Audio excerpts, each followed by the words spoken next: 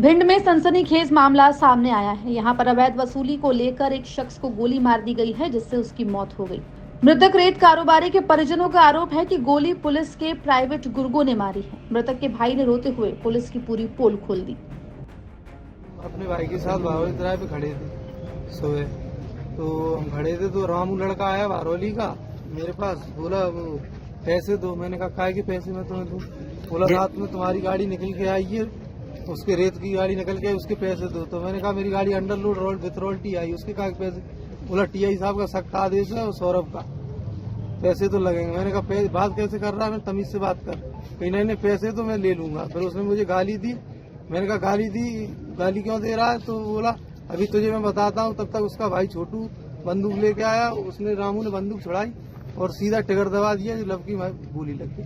तो ये कौन था जो आपसे वसूली के लिए? गोली लगने के बाद जैसे ही गोली लगी, मैं लव को पकड़ रहा था, तब दीपक और मनोज और बढ़ के आए और बोले 4 लोग और हैं, जो सब लोगों को आज खत्म कर दे।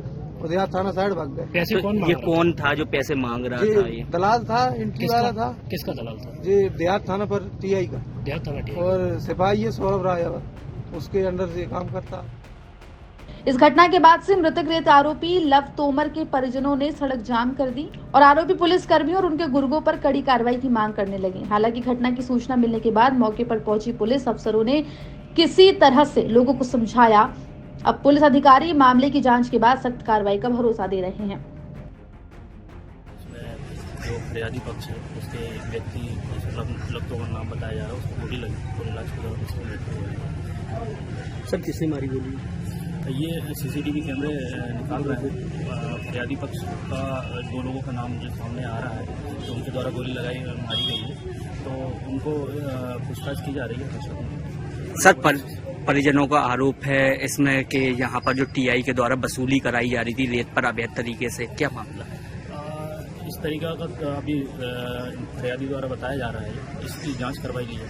अगर कोई भी पुलिस वाले या कोई भी आदमी मिला हुआ है तो जो चक्का जाम किया है उसकी क्या मांगे हैं उनकी?